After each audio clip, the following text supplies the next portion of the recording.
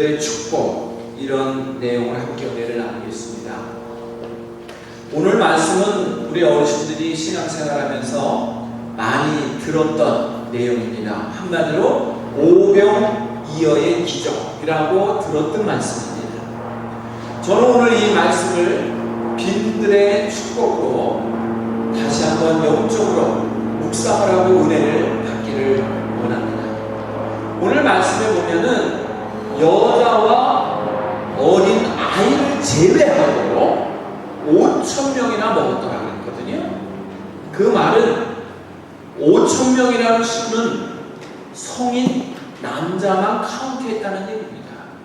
그렇다면 여자와 어린아이까지 합한다면 그 숫자가 몇 명이 더 될지는 우리가 알 수 없지만 최소한 1,000명 이상은 되지 않을까. 결혼하는 분들이 부부로 왔을 수도 있고 또 아이가 있어서 아이 손잡고 있을 수도 있잖아요. 5,000명이 넘는 거죠. 그 많은 숫자가 오병이어, 물고기 2마리와 보리떡 5개로 다 먹고도 남는 놀라운 기적이 일어났다는 것. 이거는 우리의 생각과 우리의 방법과 우리의 지식으로는 알 수가 없는, 풀 수 없는 숙제입니다. 그런데 우리 하나님께서는 이 일을 하셨다는 것입니다.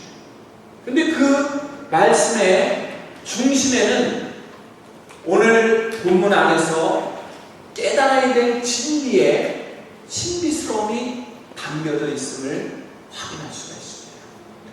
오늘 이 내용을 가지고 몇 가지로 묵상하기를 원합니다.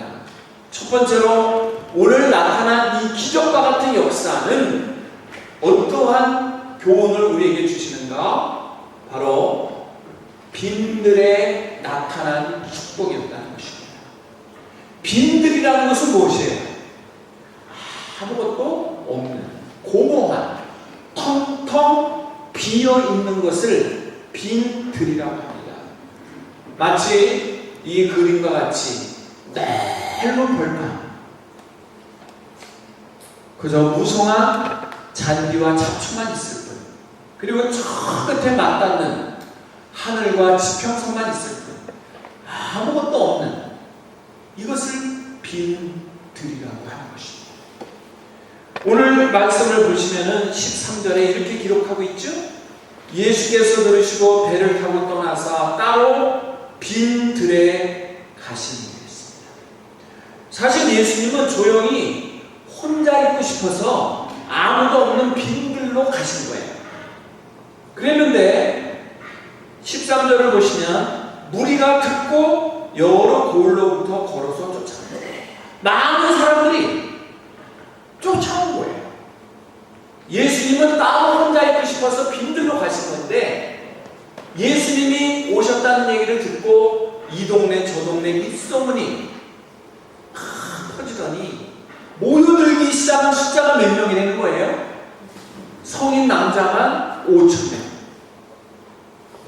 어마어마한 숫자가 모인 거예요.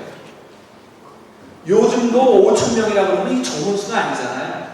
근데 2,000년 전에 5,000명이라고 그러는 거는 뭐 상상도 못하는 천만의 숫자입니다. 이 숫자들이 모여드는 거예요. 그 안에는 여러 사람들이 왔을 거예요. 어떤 사람들이 왔을까요?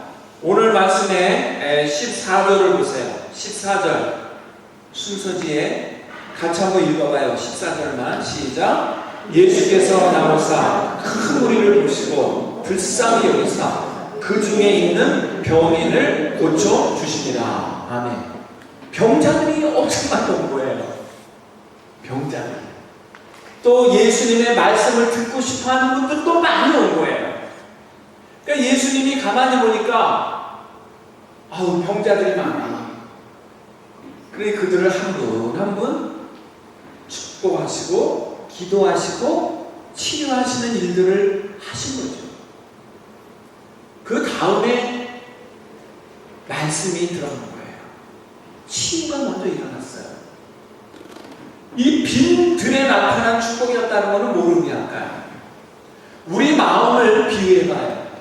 우리 마음에 온 온갖 잡념이 가득하면 순수한 생각은 들어올 수가 없어요. 우리의 마음을 비워놓을 때 순수한 생각들이 들어와서 차곡차곡 쌓일 수가 있습니다. 저는 가끔 그런 경험을 해요.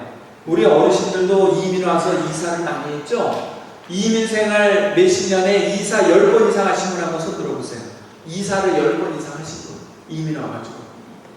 없어요? 저기 계시네, 우리 어르신.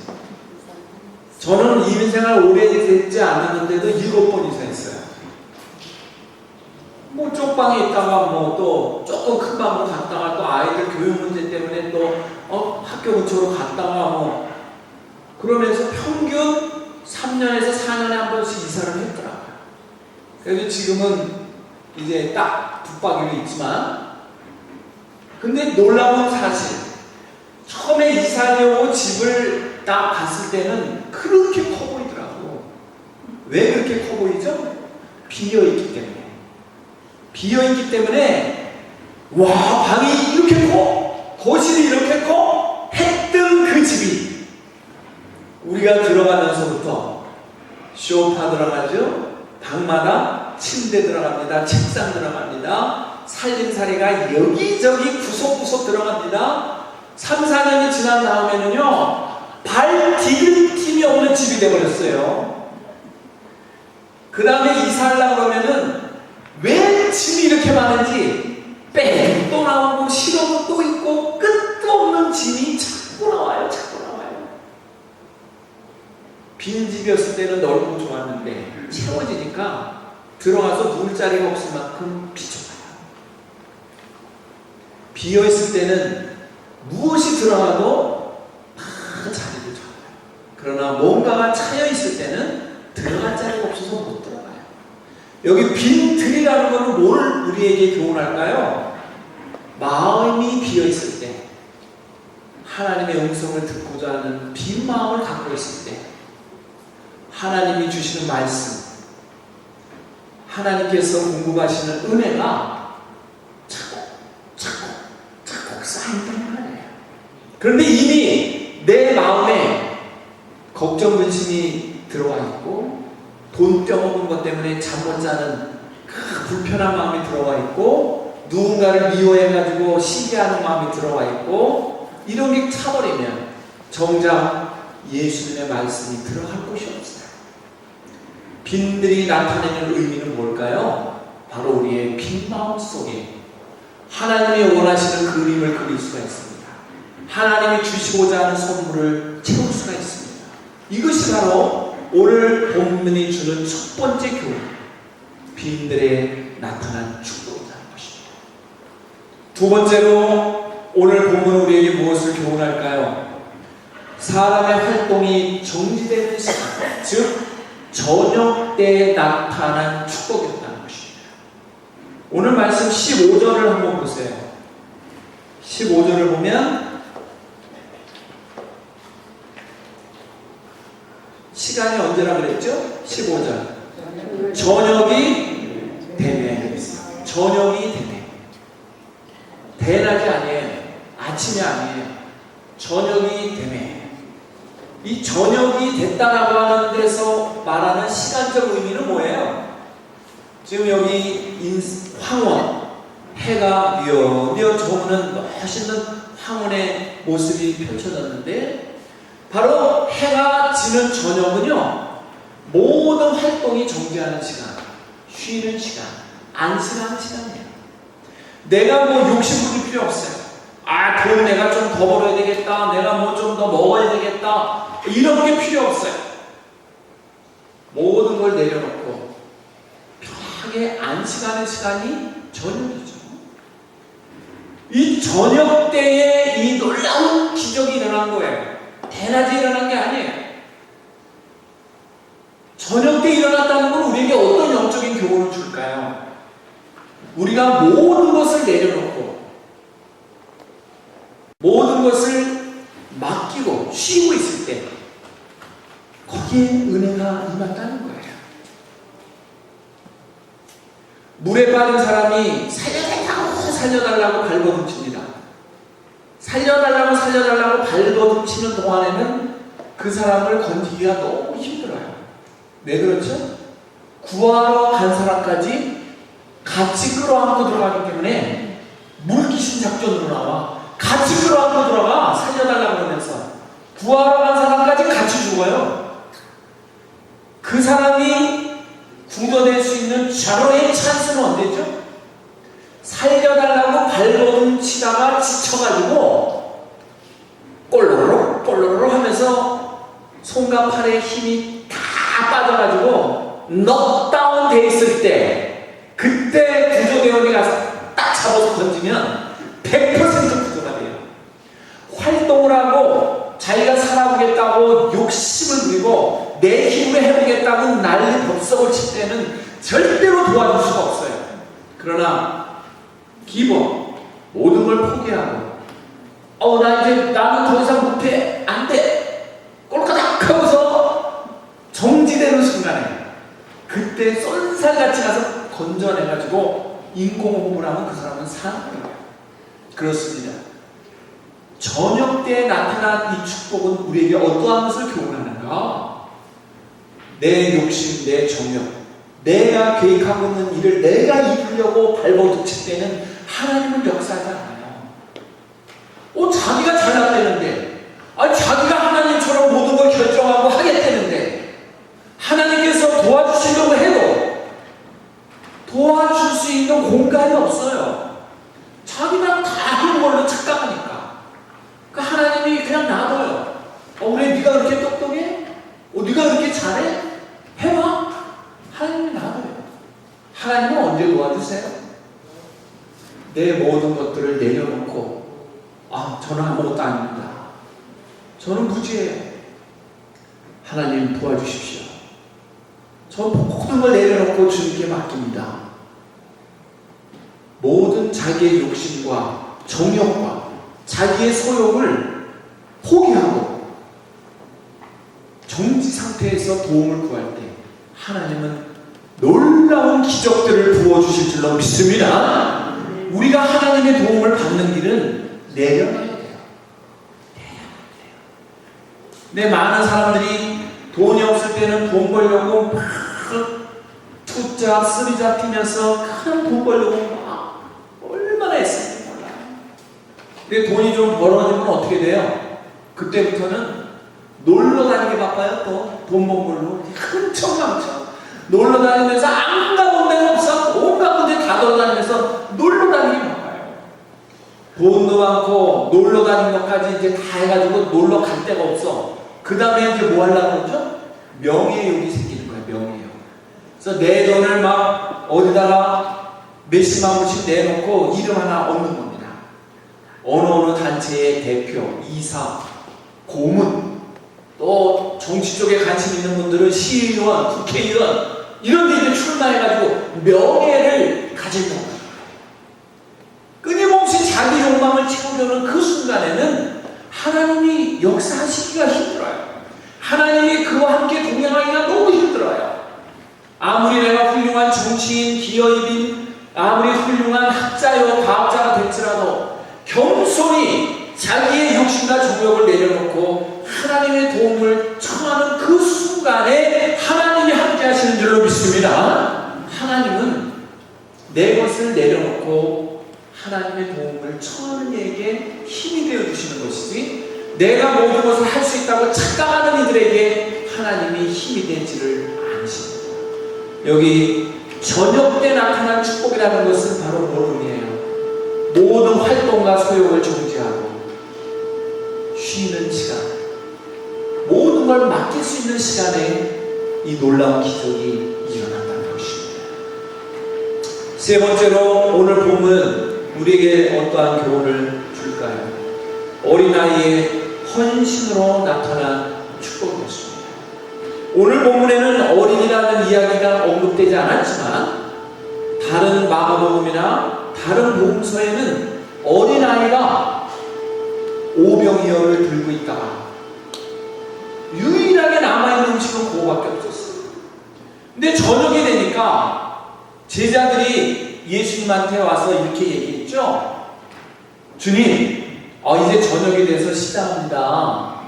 응? 주님도 병 고치고 이러느라고 힘드시고 걸어오시느라고 힘드셨는데 이제 저녁을 좀 먹어야 돼요. 여기서 좀 걸어가면은 여기 동네가 있으니까 우리 다 가서들 저녁들 먹고 다시 오라고 하면 어떨까요? 이렇게 제자들이 예수님에게 부탁을 한 거예요. 그러자 예수님께서는 오케이! 가서 밥 먹고 와! 이랬나요? 그러지 않았어요. 오늘 본문의 내용을 한번 봅시다. 15절과 16절 15절과 16절 두 절만 읽어봐요. 시작. 저녁이 되매 제자들이 나와 가로되 이곳은 빈들이요 때도 이미 저물었으니 무리를 보내어 마을에 들어가 먹을 것을 사먹게 하소서. 예수께서 가라사대 갈 것 없다. 너희가 먹을 것을 주어라. 이 말은 뭐예요? 굳이 마을까지 가서 음식 사먹고 음식을 찾아 먹고 올 필요 없어? 여기서 그냥 있는 대로 해결해. 여기 있는 거 그냥 적으면 적은 대로 그걸로 그냥 끝내고 계속 말씀 집회가 이어져야지. 이 얘기예요, 예수님. 근데 제자들이 보니까 뭐 도시락을 싸가지고 사람도 없고 오늘날 같이 뭐 어디 야외 나갑니다 그러면 돗자리에다가 뭐 나름대로 음식도 준비해가지고 브루스타 가져와서 끓여 먹을 거 준비해가지고 이리 온 사람들이 없어요. 아무리 찾아봐도 먹을 거라고 없는데 예수님 말씀은 뭐예요? 마을로 가지 말고 여기서 그냥 있는 것으로 해결해. 그 자리에 그냥 있으라고 그래. 이게 말이 안 되잖아요. 그 제자들이 어디 좀 먹을 거 있는 분 어디 한번 봅시다. 어디 한번 봅시다. 먹을 거 있는 분 한번 들어요. 어른들은 있어도 안 내놔. 다 자기 주머니에 쏙 들어가고 이따가 난 몰래 먹어야지. 근데 어린아이 하나가 제가 이거 가지고 있는 게 좀 있는데요 하고 딱 손을 들었어요. 가서 보니까 조그만한 바구니에 뭐가 있어요? 보리떡 5개와 물고기 2마리가 달라다니는 겁니다. 달라다니는 거예요. 그러니까 이런 어린아이의 마음 속에는 전제가 없어요. 전제, 따지는 게 없어요. 그대로 어떡하죠? 모든 것을 믿고 나가는 게 어린아이의 마음이에요. 그렇기 때문에 어린아이의 헌신으로 나타난 축복이라는 걸 뭘까요? 어린아이의 마음으로 살 때 하나님의 은혜가 임한다는 거예요.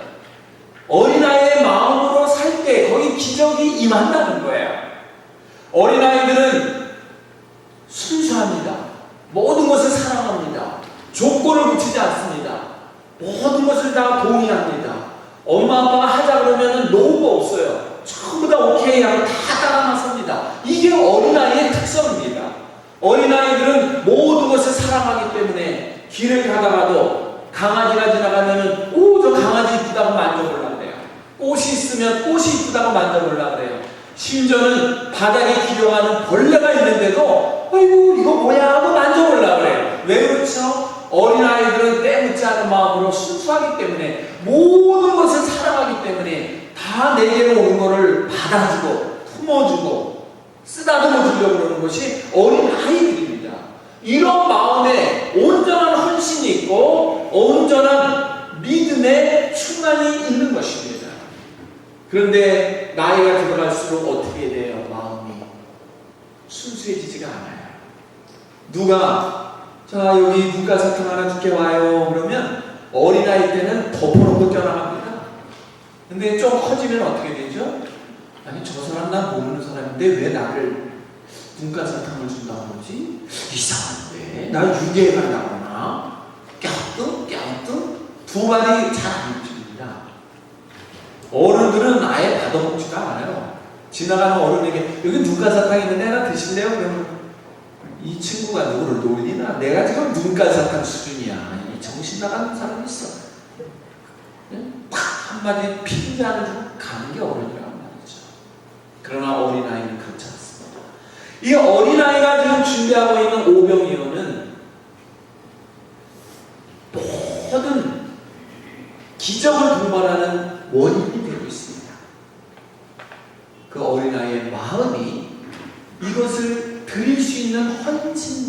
준비를 가져야 하는 것입니다. 그래서 성경은 말합니다. 너희가 어린아이와 같이 되지 않고는 결단코 천국에 들어갈 수 없다. 어린아이와 같이 되지 않으면이라는 건 뭐죠? 그 어린아이의 성품, 어린아이의 마음을 담지 않고는 천국에 갈 수 없다는 말이에요. 조건을 겁니다. 시시비비를 따집니다. 내 이득이 있냐 없냐를 따져서 손해보면 절대 나갑니다. 이러한 마음으로는 천국을 품기가 어렵다는 것입니다. 하나님께서 명령하실 때, 주님이 말씀하실 때 온전한 마음으로 받아들이고 아멘하고 따라가는 그 헌신 속에 하나님의 기적이 나타나는 줄로 믿습니다. 바로 이 어린 아이의 헌신이 놀라운 역사를 이뤄냅니다. 네 번째로 오늘 본문이 주는 교훈은 뭘까요? 예수님의 명령에 순종으로 나타난 축복이었습니다. 자, 예수님께서 제자들이 와가지고 이제 저녁에 대해서 시장하니까 마을에 가서 음식들 사 먹고 오게 합시다 했을 때 예수님이 안 돼. 그냥 여기 있는 걸로 해결하자. 근데 제자들이 볼 때는 말이 안 되거든요. 마음에 불만이 생겨요. 아니 있는 게 없는데 뭘 있는 걸로 이 많은 사람이 먹어요? 하고 불평을 하고 불순종하면서 아니 주님 마음대로 하세요. 나는 가서 사 먹고 오겠습니다. 그러고 뛰쳐갔다 그러면 이런 일이 일어날 수가 없어요. 이 제자들이 왜 훌륭할까요? 상식이 안 맞는 얘기, 이해가 되지 않는 얘기지만 예수님이 말씀하시니까 알았습니다. 네 하고 순종을 하니까 놀라운 역사가 일어나는 거예요. 여러분, 이 순종이라는 말이 뭐죠? 한자로 이 순종이라는 말은 순순히 따른다는 거예요. 불평하지 않고 마음에 무슨 악심을 품지 않고. 복종이라는 것은 뭡니까? 나는 하기 싫은데 상급자가 얘기하니까, 힘센 사람이 얘기하니까 할 수 없이 네 하겠습니다. 이러는 게 복종이야. 마음속에는 불만이 있어. 그러나 겉으로는 네 알겠습니다 하는 게 복종이야. 그러나 순종은 뭐예요? 마음으로도 네, 행동으로도 네 하는 게 뭐예요? 순종인 줄로 믿습니다. 그래서 성경은 순종이 제사보다 낫다고 그랬잖아요. 아무리 무슨 예배 열심히 드리고 뭐 성경을 뭐 수십 번 읽었고 성경을 암송해서 줄줄줄줄 외일지라도 순종하지 않는 삶을 산다면 그게 뭐 중요하냐. 비록 내가 성경을 많이 못 읽고 예배를 빠지지 않고 드리지는 못할지언정 말씀대로 순종하는 이가 낫다는 거죠. 이 순종이라는 게 중요한 겁니다. 그래서 예수님의 제자들은 예수님이 말씀하실 때 마음에 안 되는 얘기인데도 불구하고 네 알겠습니다 하고는 혹시 음식을 가져오신 분 있나요? 하고 찾아나선 거예요. 그러다가 그 어린아이 하나를 만난 거죠. 우리가 잘 아는 베드로가 평생을 어부 생활을 했죠. 베드로가 고기를 낚을 때 아무리 고기를 잡으려고 해도 안 잡히는 날이 있었어요. 근데 예수님께서 한마디 하셨죠? 저 깊은 데로 가서 한번 그물을 던져봐라. 근데 이 베드로는 어부 경력이 수십 년, 예수님은 어부 경력이 없는 사람이에요. 자기가 벌써 거기 가서 그물 던져봤었고 이쪽 저쪽 왔다 갔다 하면서 벌써 하루 종일 그물을 던져보고 있는 중이에요. 거기 던져보라고 하면 안 잡히는 거 뻔합니다. 그런데 예수님이 아니 저 깊은 데로 가서 한번 그물을 던져봐. 우리 같으면 제가요 아까 다 해봤는데요 제 경험상으로요 거기 던져봤자 안 됩니다. 말이 되는 얘기를 하셔야죠 하고는 그걸 안 던져도 그만이에요. 근데 이 베드로는요 아무 말 안 해요. 예수님이 아, 저쪽 깊은 데 가서 한번 던져봐. 네 순종이죠. 네 하고 던지는 거예요. 그 순간 어떻게 돼요? 그물이 찢어질 정도로 고기가 잡혀 올라오는 겁니다. 이것이 하나님의 기적인 줄로 믿습니다. 하나님이 역사하시는 일을, 하나님이 행하시는 기적은 내 상식과 맞지 않을 때가 많아요. 내가 계획하고 있는 것과 안 맞을 때가 많아요. 내가 알고 있는 경험과 안 맞을 때가 많아요. 내가 알고 있는 이론과 안 맞을 때가 많아요. 그럼에도 불구하고 전능하신 주님, 모든 것을 감당하고 행하시는 그 주님은 하실 수 있기 때문에 그분이 명령하시는 것을 순종할 때 놀라운 역사가 나타날 줄로 믿습니다. 하나님이 하시는 일은 이런 일이에요. 그런데 많은 이들은 이 부분을 놓쳐요. 이 부분을 놓쳐요. 어린 자녀에게 부모님이 어떠한 명령을 하죠? 그 아이에게 설명을 다 해주고 명령합니까? 이 아이에게 야, 저 뒷방에 가서 장롱에 있는 병을 하나 가져와, 이렇게 엄마가 시킵니다. 그러면 이제 한 6살쯤 난 자식이 네 하고 가서 가져오면 돼요. 뭐 딴 거 물을 거 없어. 엄마가 가져오라니까 네, 엄마가 뭐 나쁜 거 시키겠어요? 엄마가 뭐 몹쓸 짓 시키겠어? 절대 그럴 일 없죠. 자기 자식에게. 그냥 네 하고 가서 가져오면 되는데, 요즘 아이들은 6살 되면 벌써 어떻게 돼요? 애 늙은이가 돼가지고 왜 이렇게 생각이 많아? 저 뒷방에 가서 병 하나 가져와. 그러면 그거 어디다 쓸 건데요? 왜요? 왜 나만 시켜요? 저기 누나도 있는데, 저기 형도 있는데 왜 나만 시켜요? 그러고 무슨 뭐예요? 뺀질뺀질해요. 자꾸만 이유를 대고 따르질 않아. 어머니가 말을 해도. 그러다가 형이 쑥 지나가니까 형 어디가? 나 저 뒷방에 책 가지러 가. 그러면 병도 가져와 이래. 자기는 안 하고 그냥 남이 갈 때 또 시키려고 해. 이게 문제예요. 이 아이는 어머니가 부탁하는 거에 대해서 내용을 몰라요. 왜 가져오라고 그러는지는 모르지만 그거를 물을 필요 없어요. 나보다 20, 30년 연조가 높은 어머니가 명령하는 거니까 뭐 깊은 뜻이 있겠지. 가서 가져오면 예쁘게 꽃을 담아가지고 식탁에 놓을 수도 있고, 또 좋은 것을 요리해서 담을 수도 있고, 가족들에게 기쁨이 되고 유익이 되는 것을 하려고 가져오라는 것은 분명한 거예요. 하나님이 우리에게 무언가 명령할 때 우리 때로는 이해가 안 되고 내 경험에 비춰볼 때 맞지가 않고 내 상식과 어긋나고 뭐가 아니다 싶은 게 있습니다. 그럼에도 불구하고 순종할 때 하나님의 역사가 그 위에 충만하게 임하는 줄로 믿습니다. 그래서 성경은 이 순종을 참 많이 강조하지. 믿음과 순종은 같이 붙어가는 겁니다. 믿음이 있는데 순종을 안 한다 그러면 그 믿음은 문제가 있는 믿음이에요. 온전한 믿음을 갖고 신앙생활하는 분은요, 순종이라고 하는 열매가 같이 따라오게 되어 있습니다. 그러나 야, 저기 가서 도둑질 해와라, 이런 거를 이해하면 안 되죠. 진리의 말씀 안에서 분별력을 가지고 옳고 그름, 이게 옳은 거냐 나쁜 거냐 잘못된 거냐를 분별해서 옳은 걸 때 순종하라는 거지, 그런 거를 순종하는 게 아니죠. 분별력을 가져요. 온전한 믿음을 가진 사람은요, 분별력이 있지요. 분별력이 있어요.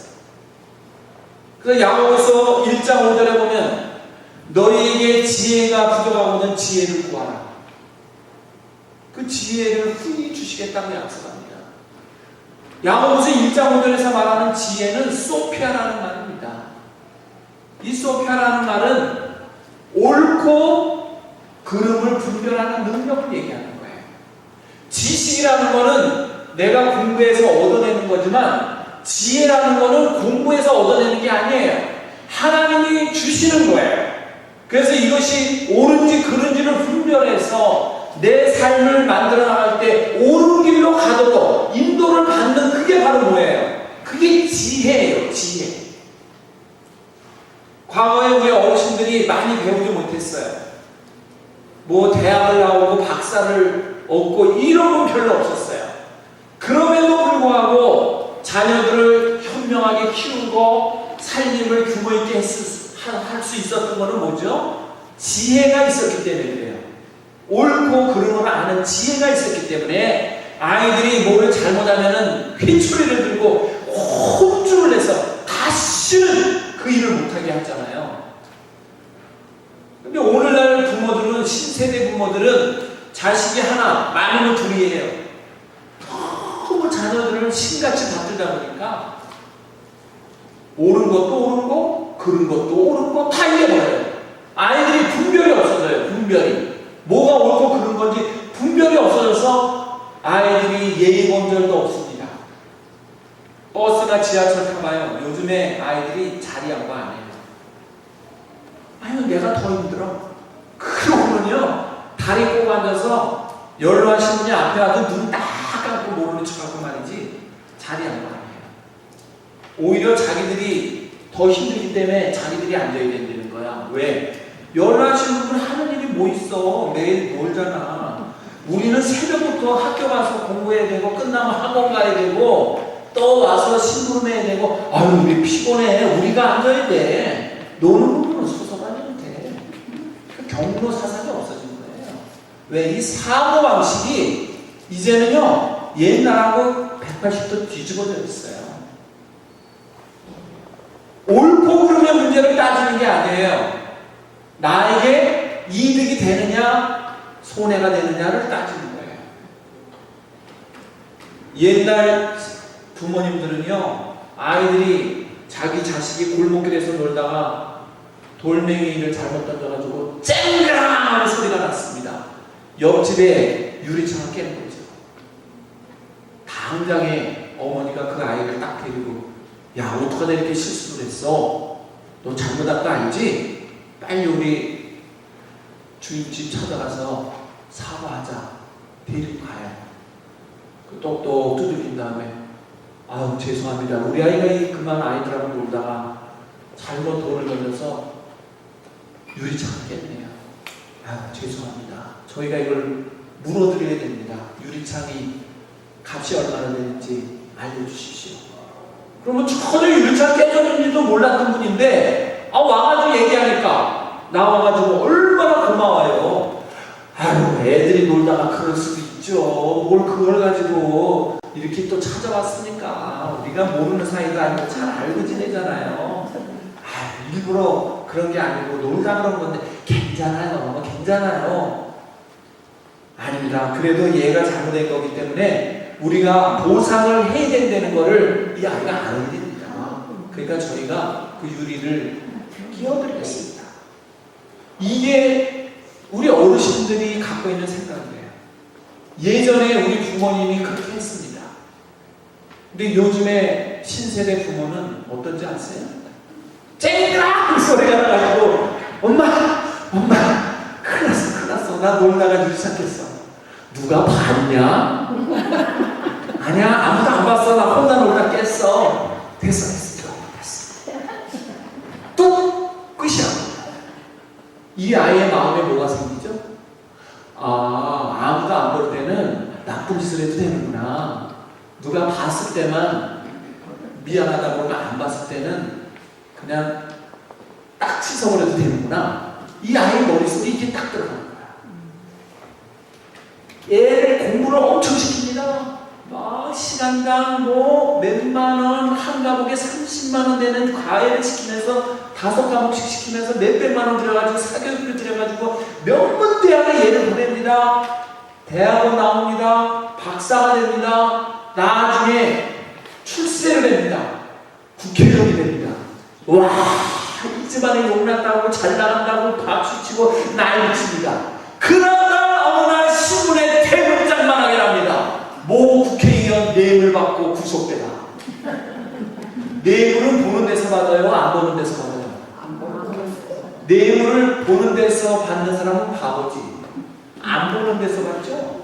이 아이의 머릿속에는 어릴 때부터 뭐가 생겼어요? 안 보는 데서 나쁜 짓 하는 거는 괜찮아. 보는 데서 하는 거는 안 돼. 그렇기 때문에 공부는 많이 해서 박사가 되고 국회의원이 됐지만 옳고 그름을 분별하는 거는 빵점. 들어가 있는 지식은 100점. 여러분, 지혜가 중요합니까? 지식이 중요합니까? 두 개가 다 필요합니다. 그러나 순서를 매긴다면 먼저 지혜가 있어야 됩니다. 소피아. 같이 한번 해봐요. 소피아. 이 헬라어의 소피아가 지혜인데 이게 우리말로 번역을 하니까 옳고 그름을 분별하는 능력이에요. 오늘날 이 시대는 돈이 없어서 못 사는 게 아니에요. 배우지 못해서 못 사는 게 아니에요. 도덕성이 타락하고 윤리의식이 사라지고 옳고 그름의 분별력이 점점 없어지기 때문에 동성애가 판칩니다. 동성결혼을 허락합니다. 온갖 윤리적인 타락이 그냥 덮어져서 지나갑니다. 이 문제로 인하여 나라가 점점 썩어져가는 것도 모르고 그냥 가고 있습니다. 배가 구멍이 나서 물이 새 들어오는 것도 모르고 그냥 가다가 어느 날 물에 잠겨서 밑으로 가라앉을 수밖에 없는 이런 위기가 오늘날 살아가는 이 시대의 모습일 것입니다. 여러분, 순종은 바로 하나님이 주시는 지혜를 말하는 거예요. 옳고 그름의 문제지. 많이 배우냐 못 배우냐, 많이 가졌냐 못 가졌냐를 묻는 게 아닙니다. 바로 예수님의 제자들은 예수님이 명령할 때 이해가 안 되고 경험상 맞지 않는 거였지만 네 알겠습니다 하고 순종하며 실행하는 순간에 이 놀라운 기적이 일어난 것을 볼 수가 있습니다. 마지막으로 오늘 본문을 보니까 배불리 먹고도 12광주리가 넘치는 축복이었습니다. 이런 걸 가지고 뭐라 그래요? 차고 넘친다. 보통 우리는 차기만 하면 돼요. 근데 하나님은 한번 주시려면 그냥 차는 걸로 만족하지 않으시고 넘치게 해주시는 거예요. 이게 계산이 달라요. 우리는 항상 계산할 때 딱 떨어져야 돼. 1 더하기 1은 2, 2 더하기 2는 4. 이거 딱 떨어져야 돼 우리는. 근데 주님이 계산하는 거는 1 더하기 1은 5, 2 더하기 2는 10. 이게 세법이 우리랑 다르신 거죠. 왜? 순종하며 그 하나님의 온전한 은혜 안에 거하는 자는 딱 떨어지는 세법으로 계산 안 해요. 그냥 흔들어가지고 차고 넘치는 은혜로 부어주시는 줄로 믿습니다. 이왕 살려면 이 정도 복을 받고 살아야지 맨날 달랑 해가지고 찾다가 모자랐다 넘치는 적은 없어. 맨날 달랑 이거 얼마나 힘들고 괴로워요. 한 달 사는 게 너무 힘들어. 왜? 매달 나가는 페이먼이 4,000불인데 인컴이 항상 3,900불에서 4,100불 왔다 갔다 하거든. 그러니까 찾다가 빠졌다 넘었다가 빠졌다 항상 아슬아슬하게 한 달을 지나가는 게 이민의 삶이에요. 근데 하나님이 한번 부어주시면 차고 넘치게 부어주시면 남을 넉넉하게 나눠주고도 남을 만큼 부어주시는 은혜를 허락하십니다. 이 오병이어 물고기 2마리와 보리떡 이 5개, 이 작은 것이 어떻게 보면 한 사람이 먹어야 될 정도의 작은 분량의 이 먹거리가 말이죠. 하나님이 함께 하시고 순종하는 그리고 헌신하는 놀라운 그 모습 속에 역사하니까 어떻게 나타납니까? 12광주리에 남을 만큼 어마어마한 충만한 복으로 채워주시고 있다는 것이 오늘 본문에 나타나고 있습니다. 오늘 본문 중에 내용을 우리 한번 읽어보기를 원합니다. 16절부터 이하 내용을 한번 읽어보겠습니다. 시작. 예수께서 가라사대 갈 것 없다. 너희가 먹을 것을 주어라. 제자들이 가는데 여기 우리에게 있는 것은 떡 5개와 물고기 2마리 뿐이니라. 가라사대 그것을 내게 가져오라 하시고 무리를 명하여 잔디 위에 앉히시고 떡 5개와 물고기 2마리를